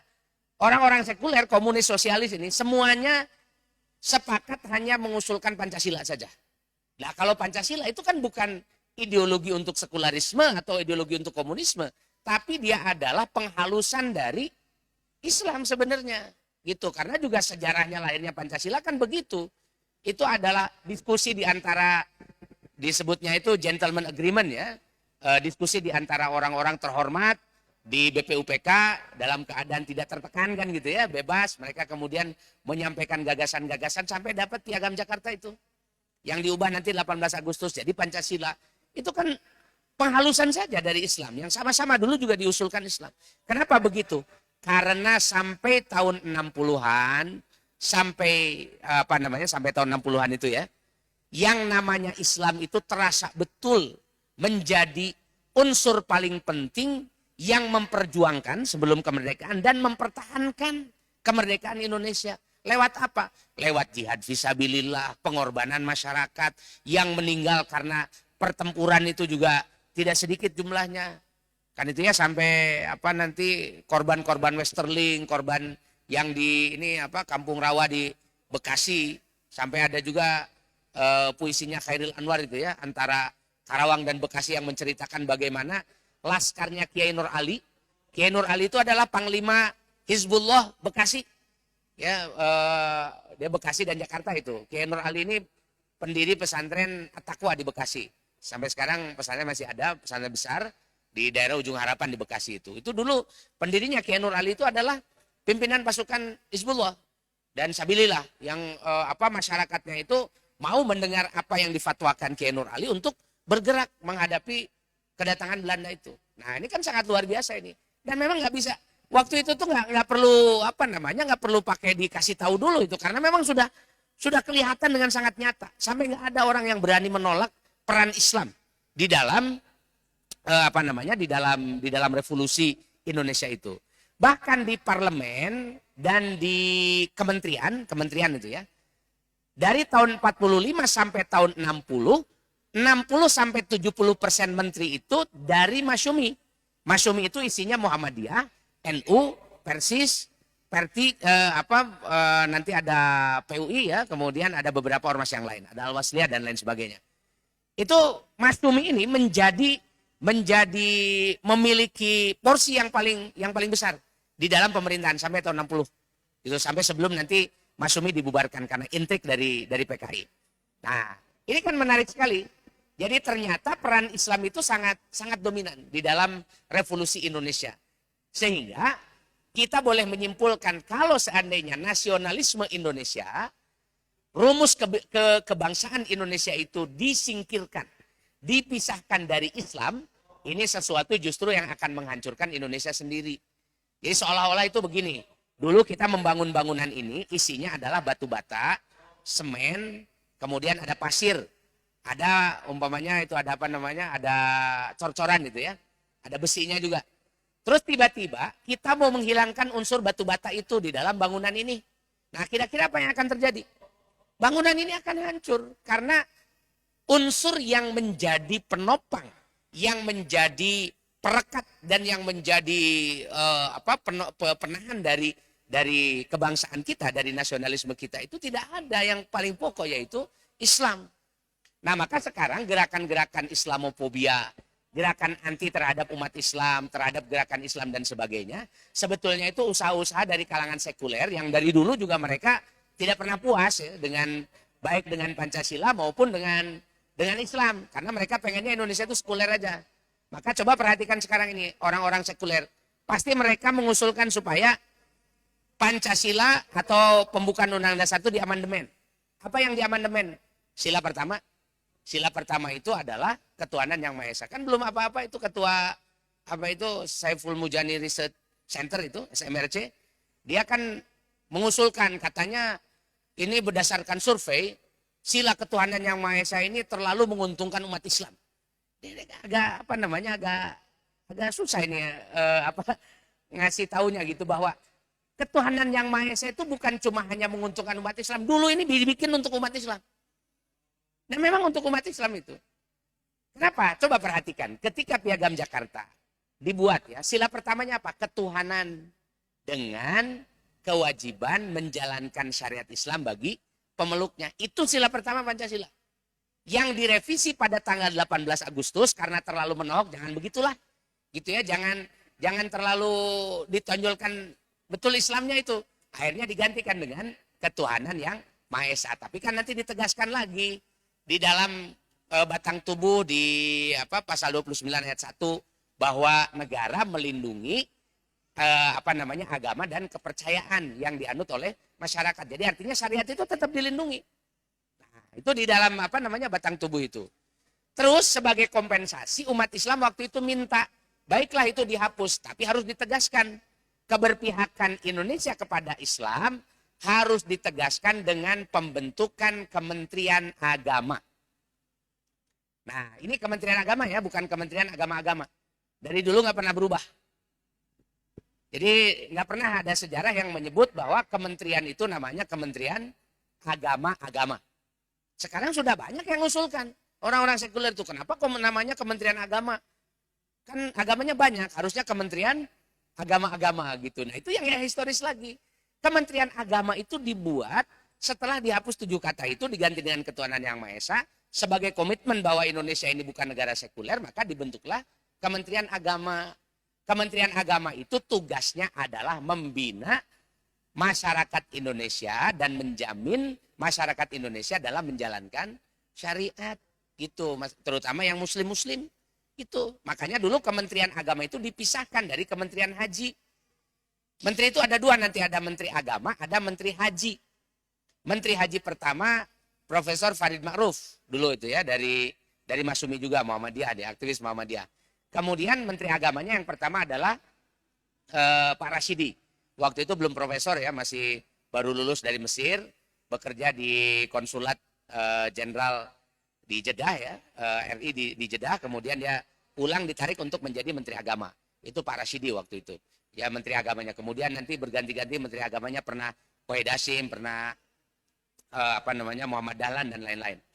Nah, jadi Menteri Agama itu pada waktu itu adalah menteri untuk menjadi jaminan bahwa Indonesia ini dia tidak negara sekuler gitu, dan menjamin masyarakat Indonesia menjalankan syariatnya. Itu ya, syariat agamanya itu. Nah, itu kira-kira begitu itu semangatnya. Jadi saya kira kita jangan sampai lupa yang model-model begitu gitu, bahwa Zeitgeist, jiwa zaman pada masa Indonesia merdeka, menjelang merdeka dan setelah merdeka, itu adalah jiwa yang dikuasai, yang dipenuhi oleh keyakinan kepada Islam. Sampai di pembukaan Undang-Undang Dasar saja, kemerdekaan itu kan atas berkat rahmat Allah yang Maha Kuasa. Disebutkan itu di situ. Jadi orang-orang yang berjuang itu merasa bahwa bukan mereka yang berjuang, tapi ini adalah pertolongan dari Allah Subhanahu wa taala atas berkat rahmat Allah Subhanahu wa taala, atau Allah yang Maha Kuasa itu. Nah, Zeitgeist ini atau jiwa zaman ini, inilah yang menyebabkan Indonesia jadi merdeka. Dan ini yang ingin coba dilupakan.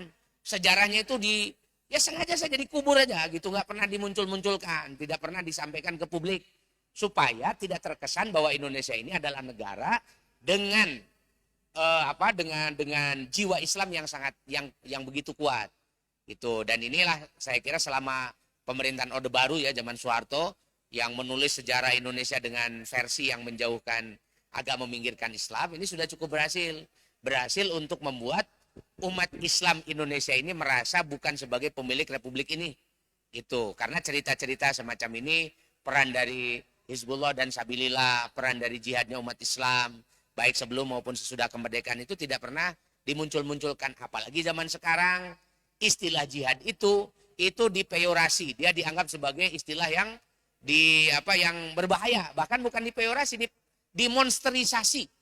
Jadi kalau sudah nyebut jihad itu hati-hati nih, jihad. Jadi kalau jihad itu seolah-olah sesuatu yang berbahaya gitu. Padahal dulu Indonesia merdeka itu karena jihad. Saya kira itu saja yang bisa disampaikan, mudah-mudahan ada manfaatnya. Kalau ada pertanyaan dipersilakan mungkin beberapa menit ke depan. Assalamualaikum warahmatullahi wabarakatuh.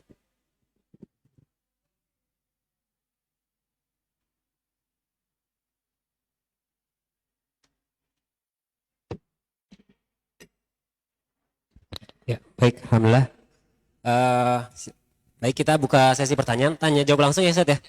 Baik, mungkin pada para jamaah yang mau bertanya langsung bisa langsung disampaikan. Oh, ada yang masuk, boleh.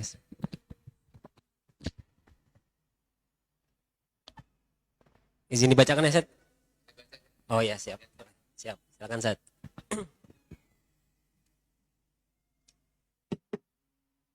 Wah, saya kira banyak ya, cuma satu.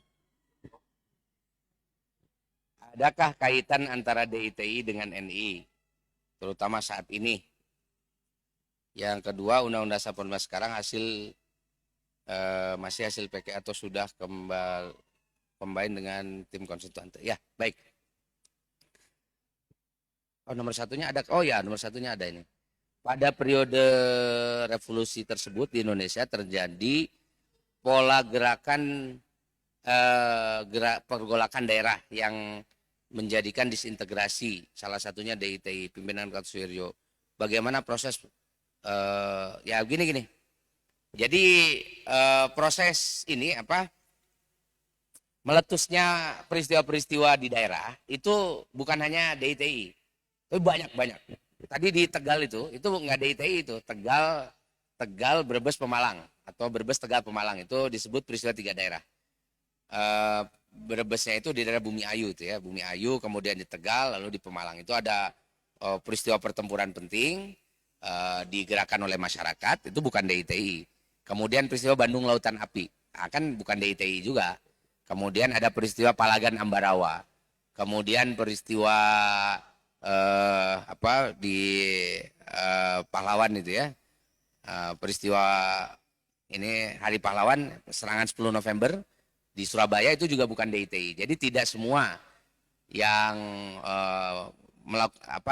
pergolakan daerah itu dilakukan oleh DITI. DITI itu dia sebetulnya nanti di ujung ya. DITI dia dideklarasikan itu karena kekecewaan kepada Renville. DIT Darul Islam, Tentara Islam Indonesia. Renville ini tahun 47. Kemudian Kartosuwiryo dia memang sudah mengancam kepada Soekarno. Kalau Soekarno tidak segera mengembalikan Indonesia seperti cita-cita kemerdekaannya, jadi balik lagi semua wilayahnya, maka Kartosuwiryo akan segera mendirikan negara baru. Nah, maka ternyata Kartosuwiryo dia membuktikan ucapannya tahun 49, 9 Agustus, Kartosuwiryo memproklamasikan berdirinya Negara Islam Indonesia atau sering disebut sebagai NII. Istilah Negara Islam Indonesia itu dalam bahasa Arabnya disebut Darul Islam.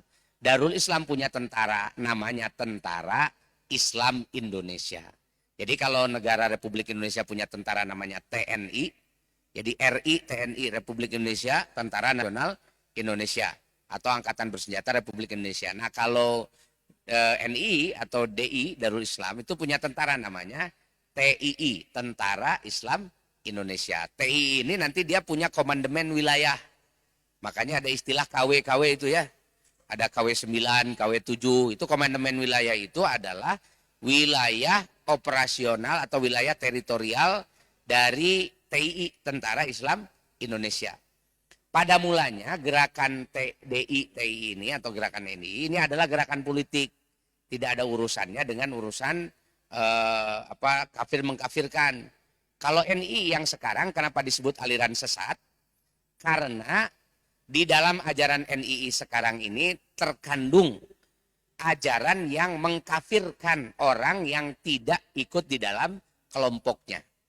Jadi sekarang kan gini nih, kalau NII bergerak ya, nanti diajak berbaiat kepada pemimpinnya. Cuma anehnya pemimpinnya itu kalau ditanyakan tidak pernah dikasih tahu. Itu cobalah nanti banyak itu yang ngajak-ngajak NII, tapi kalau diminta berbaiat pasti pertanyaannya gini, memangnya kamu sudah berbaiat kepada siapa gitu. Nah, pasti kan kita belum pernah baiat itu. Kalau orang yang punya semangat Islam tapi belum mengerti Islam tuh banyak yang merasa dia memang harus melakukan baiat itu. Lalu dibaiat tuh, di mana lantah dibaiatnya itu. Tapi kalau ditanya baiatnya kepada siapa? Kepada pemimpin. Cuma pemimpinnya itu majhul, tidak diketahui. Nah, lalu mereka kepada orang-orang yang tidak berbaiat akan mengatakan bahwa mereka masih dalam keadaan kafir karena belum berislam secara kafah. Gitu. Jadi karena belum Islam secara kafah masih dia kafir. Nah, ciri Islam kafah itu baiat. Nah, sanajan antara sholat asal baiat. Dia sudah Islam kafah gitu ya. Itu kadang-kadang begitu ada di anak-anak NI sekarang ini ya. Dia misalnya nggak sholat. Terus apa kalau nggak sholat gimana? Ini nggak sholat tuh masih bisa lah tobat gitu. Jadi tobat itu nanti dengan memberikan sejumlah uang. Jadi ada uang penebusan sholat gitu ya. Ada uang penebusan puasa, ada uang penebusan maksiat. Gitu. Itu semacam komersialisasi dosa itu. Jadi dosa-dosa ini bisa diganti itu dengan duit itu ya. Nah, kemudian mereka berkeyakinan orang yang belum baiat itu adalah orang-orang yang kafir gitu. Itu NII sekarang ya, sekarang yang ada sekarang ini. Makanya Majelis Ulama dan para ulama pada umumnya semuanya sepakat bahwa NII yang sekarang berkembang ini adalah aliran sesat. Bukan gerakan politik, nggak ada gerakan politiknya itu apa? Orang gerakan politik itu kan tujuannya untuk merebut kekuasaan. Tapi yang namanya NII ini, yang namanya kekuasaan itu cuma jadi dagangan saja. Mereka ini mau mendirikan negara Islam, mau mendirikan kekuasaan Islam. Wah, kita harus hijrah, harus jihad untuk menegakkan negara Islam. tapi satu pun tidak ada gerakan politiknya. Cirinya tidak ada gerakan politiknya itu apa? Coba perhatikan nanti itu yang NII itu. Bagaimana caranya dia bisa mendapatkan kekuasaan? Orang kerjaannya tiap hari itu cuma ini aja apa namanya rekrutmen, bayat-bayatin orang, terus nanti yang salah-salah itu dikumpulin duitnya. Dan setiap bulan tuh teleponin anggotanya semua yang sudah dibayat itu supaya jangan lupa untuk membayar apa namanya uang sedekah apa namanya uang hijrah namanya itu ya. Nah uang hijrah, jadi setiap tahun uang hijrah jihad itu ada dikumpulkan. Nah uang hijrah dan jihad ini kalau ditanya untuk apa ya untuk hijrah dan jihad. Tapi kalau ditanya jihadnya kayak gimana ya nggak perlu tahu, pokoknya jihad gitu. Jadi jihadnya kayak gimana nggak jelas. Lah kalau jihad itu bentuknya politik jelas itu kan mestinya harus benar tuh gini. Untuk mendapatkan kekuasaan itu kan caranya nih ya dapat kekuasaan ini dalam teori mendapatkan kekuasaan nggak ada cara lain. Pertama dengan cara yang legal. Cara yang legal itu tergantung di sistemnya masing-masing. Contoh ini di kita ya. Kalau kita mau jadi penguasa yang legal, tentu saja caranya kita harus bikin partai politik atau kita masuk di partai politik. Lalu ikutlah di situ, ikut apa kontestasi. Mau jadi apa kita ini? Mau jadi anggota dewan, mau jadi bupati, mau jadi gubernur, mau jadi presiden, mau jadi apa? Gitu. Itu kan kontestasinya lewat situ tuh, lewat politik. Jelas. Nanti kalau kita dapat kekuasaan, oh berarti kalau kita menang kita dapat kekuasaan. Gitu. Cara legalnya itu kan begitu ya. Kalau di negara seperti di Saudi yang sistemnya kerajaan, cara legal untuk mendapatkan kekuasaan itu nunggu ditunjuk oleh penguasanya. Itu namanya penunjukan al-ahdu. Itu. Jadi makanya nanti ada waliul ahdi putra mahkota itu karena ditunjuk oleh penguasa sebelumnya gitu. Jadi ditunjuk mau jadi menteri jadi wali kota itu semuanya pengangkatan. Tidak ada yang namanya election, pemilihan itu nggak ada, tapi pengangkatan. Itu legalnya begitu. Yang kedua, untuk menjadi pemimpin itu atau untuk menjadi penguasa, caranya adalah cara non-legal. Tapi bukan ilegal ya. Non-legal itu artinya di luar hukum. Kalau di luar hukum namanya revolusi. Gitu kan, seperti Indonesia mendapatkan kekuasaan dari Belanda. Gimana caranya? Apa kita ikut pemilihan umum di negara Hindia Belanda itu? Atau sama Jepang? Kan enggak. Direbut aja, diambil. Kita proklamasikan. Nah itu namanya revolusi kemerdekaan Indonesia. Gitu.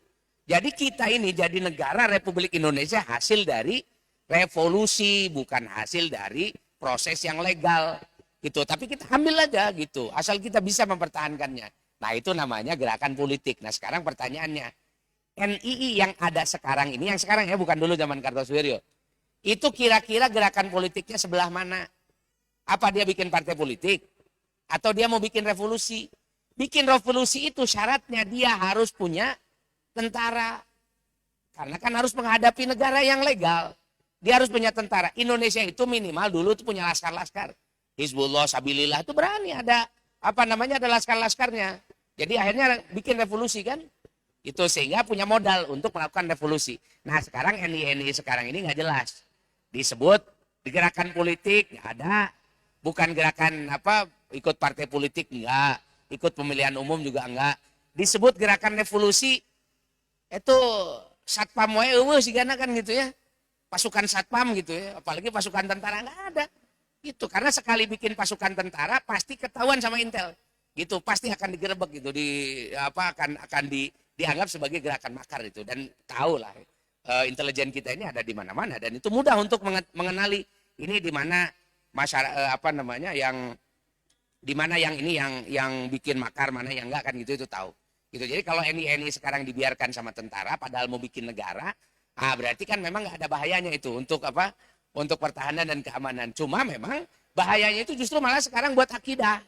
Makanya yang bergerak bukan tentara untuk menangkap NII ini tapi ulama sekarang ini turun keluar fatwa gitu sesatnya NII karena mereka memang sedang melakukan perusakan dari dalam secara akidah gitu.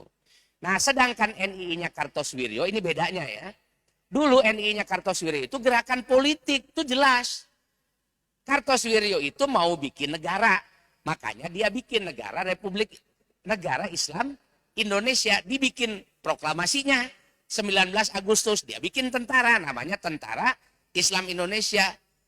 Dan dia akhirnya ketika kekuasaan Indonesia sudah kembali ke Republik Indonesia sepenuhnya tahun 50, kan terpaksa harus perang. Perang dengan siapa? Dengan TNI. Tuh, cirinya negara itu dia ada perangnya. Gitu. Sekarang ini perangnya sama siapa? Hah? Nggak ada perangnya sama siapa. Sama ABRI nggak bakalan berani. Orang dia nggak punya senjata kok kan gitu. Jadi nggak akan berani itu karena dia bukan gerakan politik. Dulu Kartosuwiryo itu gerakan politik. Dan gerakan apa namanya mau bikin negara ambil kekuasaan. Kalau ada konflik politik seperti itu sebetulnya biasa saja kan gitu ya. Namanya juga zaman revolusi. Zaman revolusi itu perkeliruan-perkeliruan itu banyak sekali. Jadi untuk sampai kepada taraf yang ini ya, yang normal itu perlu banyak proses. Itu karena dia baru diintegrasikan. Kartosuwiryo waktu itu sebenarnya sudah diajak ketika selesai KMB dan ketika mosi integral, Kartosuwiryo sudah diajak sudahlah bubarkan saja itu NII dan TII. Sudah dikirimkan utusan dari Soekarno, dari Pak Nasir ya, yang diutusnya bahkan Hasan, orang yang dekat dengan Kartosuwiryo, untuk menyampaikan surat supaya Kartosuwiryo ini kembali saja ke Republik. Kalau Kartosuwiryo ingin kekuasaan, ya dibicarakan saja. Mau apa? Mau masuk di tentara, mau ambil menteri, mau jabatan apa, kan itu bisa dibicarakan. Kan sama-sama cari kekuasaan. Gitu kan. Namanya politik itu agregasi. Jadi kalau ada kepentingan, apalagi kepentingan sama, kamu berkuasa, saya berkuasa, koalisi aja. Kan gitu. Nanti kan mitra koalisi itu berbagi kekuasaan. Disebut koalisi berarti kekuasaannya nggak dipegang sendiri. Tapi dibagi-bagi di antara orang yang ikut koalisi itu. Kan kemarin pengumuman sudah itu, Gerindra sama PKB mau koalisi. Sebelumnya ada KIB itu. Koalisi Indonesia Bersatu antara Golkar, PAN, dan P3. Nah ini belum ada koalisi lain lagi. Atau nanti mau ganti nih koalisinya. Itu mungkin aja terjadi. Itu untuk apa? Supaya nanti berbagi kekuasaan. Itu politik tuh gitu. Agregasi kekuasaan. Lah ini sekarang ini yang ada sekarang ini. Itu bukan gerakan politik. Itu dia adalah gerakan aliran sesat menipu masyarakat. Nah dia itu semacam MLM tapi tidak. Dia jualannya itu jualan bullshit itu ya. Jualan omong kosong. Ya omong kosong soal hijrah, soal jihad. Soal apa? Nanti mereka ini kalau baca dalil ya, gak berani nyebutkan ayat Qur'annya. Biasanya rata-rata NI yang ada sekarang, yang akan dijadikan sebagai teror ya, itu biasanya kalau nyebut dalil, disebutkan saja nomor ayat sama, nomor surat sama nomor ayatnya. Surat 41 ayat 5, surat 7 ayat 12 gitu segala macam. Supaya apa? Supaya kita gak sempat mikir itu yang ditanya itu. Sebab kan harus nyari dulu. 41 ayat 7 itu apa ya? Kan itu dicari dulu. Padahal kalau itu dibacakan, kemudian dianalisis teksnya, mungkin saja ayat itu tidak seperti yang dia maksud. Itu. Jadi banyak sekali itu cara-caranya itu memperkosa ayat-ayat. Dia seperti menggunakan ayat Quran, tapi justru ayat itu digunakan bukan pada tempatnya. Itu istilahnya itu qaulul haq urida bihil batil. Perkataan yang benar tetapi dimaksudkan untuk sesuatu yang batil. Ini kan sangat berbahaya itu. Itu sudah cukup untuk ditetapkan sebagai aliran sesat. Makanya ini nggak ada yang tidak setuju ulama-ulama ini. Ini di aliran sesat hari ini tuh. Jadi bukan semata-mata gerakan politik gitu. Nah kira-kira begitulah ya. Baik, terima kasih. Baik, terima kasih Ustadz. Ada pertanyaan lain Ustadz? Ya ini pertanyaan berikutnya. Undang-Undang 45 sekarang masih hasil PPKI atau ini Undang-Undang 45 sekarang itu adalah Undang-Undang 45 hasil PPKI yang diubah pada amandemen pada tahun 2000 sampai 2004. Jadi tahun 2000 sampai 2004 itu ada amandemen 1, 2, 3 sampai 4 kali itu dalam sidang istimewa MPR. Jadi ada amandemennya. Jadi sekarang Undang-Undang Dasar kita adalah Undang-Undang Dasar 45 plus amandemen. Itu. Ya baik. Jadi kalau konstituen itu udah nggak dipakai, nggak ada yang dipakai sama sekali. Gitu. Ya, baik. Terima kasih. Ya, baik. Pertanyaan berikutnya dari WA, Ustadz. Izin bertanya, benarkah kita bukan dijajah 350 tahun oleh Belanda, tetapi kita berusaha dijajah selama 350 tahun karena kehebatan keislaman orang tua atau kiai kita dahulu. Justru penjajahan itu setelah kemerdekaan hasil dari perjanjian-perjanjian elit terdahulu, jadi kita lebih mudah dikendalikan. Benarkah pernyataan seperti itu? Saya bisa saja mengatakan benar ya, karena hitungan 350 itu hitungan kira-kira aja sebenarnya ya. Dari kedatangan pertama Belanda ke Indonesia tahun 1602. Kalau sampai tahun 1942 berarti itu 340 tahun. tambah Jepang tuh 3,5 tahun, ya kira-kira adalah 350 tahun.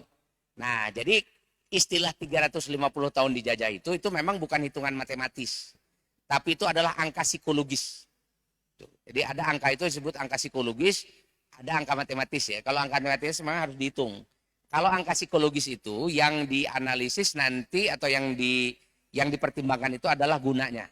Ya, gunanya untuk apa? Kenapa dulu sejarawan-sejarawan atau sebenarnya bukan sejarawan sih, politisi lah. Banyak yang menggunakan, terutama Soekarno itu semangat sekali. Kita dijajah selama 350 tahun misalnya gitu.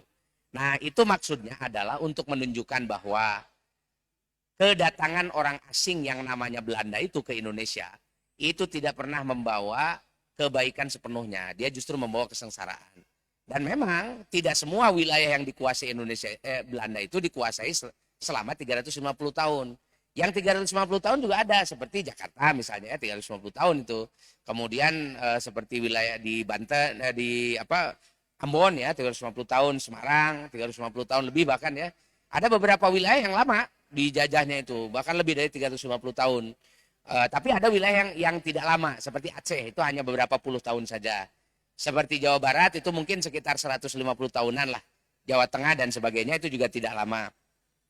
Nah, jadi angka 350 tahun itu jangan dihitung matematis ya. Kalau dihitung matematis mah ya mual bener-bener lah, karena itu bukan matematika gitu ya. Itu angka psikologis untuk menunjukkan bahwa kita lama sekali dikuasai oleh asing yang menyebabkan kita menjadi terbelakang begitu. Jadi kalau saya sih sebagai sejarawan ya tergantung tujuannya untuk apa gitu. Kalau mau ngitung angka sejarah secara matematis ya 350 tahun tidak tepat.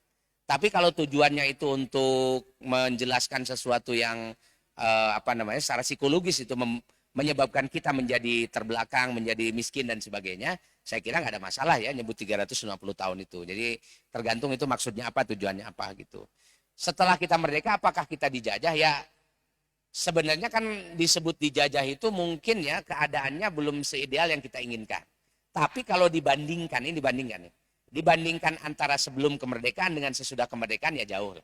Tetap lebih enak setelah kita merdeka. Dulu sebelum zaman kemerdekaan, nyari sekolah itu susahnya setengah mati. Kita sekarang minimal sekolah itu bebas. Walaupun kalau nggak punya uang tetap nggak bebas. Gitu. Karena sekolah buat cuma buat yang punya duit sekarang ini ya. Nah, tapi walaupun demikian yang orang-orang baik masih banyak di kita ini ya. Beda dengan zaman dulu, karena kita juga kan secara ekonomi alhamdulillah sudah lebih bebas, orang bisa berusaha dengan baik, terbuka dan sebagainya, sehingga umat Islam tuh masih bisa bersedekah. Maka dari sedekah itu banyak memudahkan orang-orang mau belajar, bikin sekolah gratis, bikin beasiswa dan sebagainya, itu banyak sekali. Jadi kalau mau dibandingkan antara kita sebelum merdeka dengan sesudah merdeka ya jauh lah. Tetap masih enakan setelah merdeka dibandingkan dengan sebelum merdeka.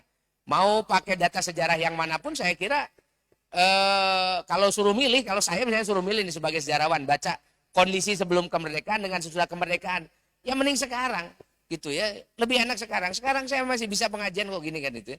Dulu zaman Belanda nggak bisa itu, mau pengajian ditangkap duluan kan itu, mau ngomong apa kamu, mau ngeritik Belanda, wah itu pasti ditangkap, dihabisi. Nggak ada yang mesin-mesin itu hidup pengajiannya nggak ada, karena setiap ada ulama kritis sedikit sudah disingkirkan, nggak ada. Jadi masjid-masjid zaman Belanda itu masjid sepi. Gak ada kegiatan dakwah itu. Jangan dipikir zaman Belanda itu kegiatan dakwah, wah terbuka seperti sekarang, enggak. Makanya nanti ada gerakan-gerakan Islam awal ya, seperti ada Syarikat Islam Muhammadiyah, Persis, Al-Irsyad dan sebagainya. Apa sih pekerjaannya dakwah? Kenapa pekerjaannya dakwah? Karena tantangannya masjid banyak, dakwah nggak ada.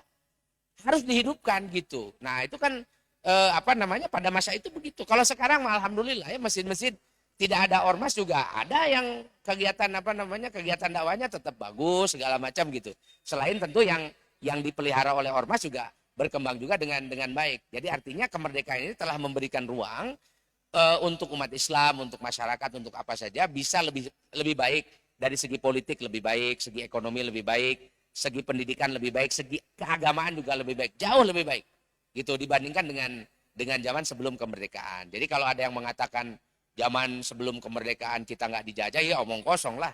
Siapa bilang nggak dijajah? Itu jelas dijajah dan kita sengsara. Makanya sampai perang. Orang kalau nggak sengsara nggak mungkin perang. Contohnya Malaysia itu. Malaysia ini, Inggris itu pinter dia mengelabui ini kolonialismenya. Jadi Inggris itu nggak kayak Belanda, dia itu agak sedikit baik lah sama orang pribumi itu. Misalnya pekerja-pekerja, nggak ada kerja paksa yang nggak digaji itu nggak ada.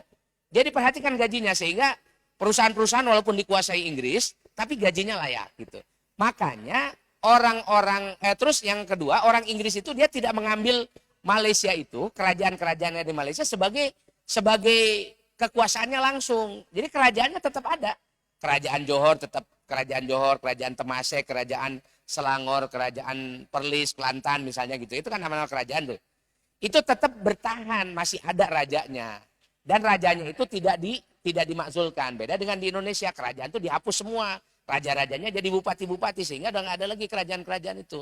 Nah maka ketika orang lain sudah merdeka, Malaysia itu agak malas-malasan merdekanya itu. Karena apa alasannya mereka harus merdeka? Mereka hidup normal. Gitu, kira-kira gitu ya. Mereka hidup normal, walaupun penjajahannya itu lebih parah sebenarnya, lebih ngeri daripada di Indonesia. Cuma kalau secara ekonomi, secara pendidikan itu nggak kerasa gitu halus. Nah makanya nanti karena di sekitarnya Indonesia sudah merdeka, lain-lain sudah merdeka tahun 57, maka dibuatlah perjanjian antara Inggris dengan raja-raja itu. Kekuasaan dikembalikan kepada mereka. Makanya ada disebut negara yang semacam itu disebut persemakmuran. Karena diberi kemerdekaannya itu oleh Inggris. Jadi nggak seru kemerdekaan Malaysia itu. Maka kan Malaysia itu 31 Agustus itu kemerdekaannya. Coba nanti setel tuh TV Malaysia 31 Agustus. Atau lihat aja di Malaysia rumah-rumahnya tanggal 31 Agustus. Gak ada yang heroik seperti di Indonesia. Pasang bendera, pasang umbul-umbul, bikin karnaval, bikin apa. Wah luar biasa Indonesia itu. Di Malaysia mah gak ada yang begitu-begitu. Apa? Gitu. Mereka itu tidak merasa, itu apa sih gitu. Merdeka itu apa? Bagi mereka itu tidak menjiwai gitu. Nggak menjiwai buat apa itu merdeka ini kan. Jadi keadaannya sama saja antara sebelum merdeka dengan sesudah merdeka itu. Nah jadi kita nggak bisa membandingkan. Makanya orang Malaysia itu kadang kalau kemarin ada orang Malaysia ke rumah saya pas 17 Agustus itu ya. Jadi pas wah mereka senang kan gitu lihat, wah sini rame ya gitu. Artinya di jalan-jalan banyak bendera, banyak umbul-umbul gitu. Dia bilang gini, itu di Malaysia bahkan kantor pemerintah tanggal 31 Agustus itu nggak ada yang pasang bendera. Gitu. Itu padahal hari kemerdekaan mereka kan gitu. Jadi artinya memang nggak khidmatul lain ya. Nah makanya kita bersyukur lah, alhamdulillah ini sudah merdeka, kemerdekaan harus dipertahankan. Tapi tentu saja hal-hal yang negatif yang muncul setelah kemerdekaan bukan berarti dibiarkan. Ya kan namanya setan mau zaman penjajahan dan zaman kemerdekaan hayawahnya. Gitu makanya tantangan-tantangan itu selalu akan ada gitu. Nah makanya tentu kita berbicara hari ini kita merdeka lebih baik dari sebelumnya, bukan berarti tidak ada keburukan. Yang disebut lebih baik teh keburukan ayangan rada leuheung lah dibandingkan zaman sebelumnya gitu. Dan kita harus berusaha untuk semakin memaksimalkan itu ya apa yang sudah kita raih itu. Nah, kira-kira begitu. Baik, terima kasih. Baik, terima kasih. Cukup ya. Cukup ya Ustaz ya. Lagi seru-serunya. Ya, baik, alhamdulillah. Hatur nuhun Ustaz sudah menyampaikan materinya. Insya Allah kajian sejarah akan kita lanjutkan di pertemuan kita bulan depan ya. Jadi bisa diagendakan Bapak Ibu sekalian kajian rutin bersama Ustadz Tiar Anwar Bahtiar tiap Ahad keempat tiap Sabtu keempat ya Ustadz ya di Masjid Istiqomah bersama Pemuda Istiqomah. Baik, alhamdulillah kita sudah sampai di akhir kajian kita sore hari ini. Kita sebelum penutupan mungkin saya ingin menyampaikan bahwa Pemuda Istiqomah mengadakan kajian rutin setiap hari Sabtu sore seperti sekarang dan Ahad malam pada maghrib sampai sekitar 8:30 kajiannya tentang tauhid, sharing tauhid on Monday di Masjid Istiqomah di sini. Baik, mungkin itu saja yang bisa kita sampaikan. Kita akhiri kajian kita sore hari ini dengan hamdalah rabbil alamin dan doa kifaratul majlis. Subhanakallahumma wa bihamdika asyhadu an la ilaha illa anta astaghfiruka wa atubu ilaik. Terima kasih. Assalamualaikum warahmatullahi wabarakatuh.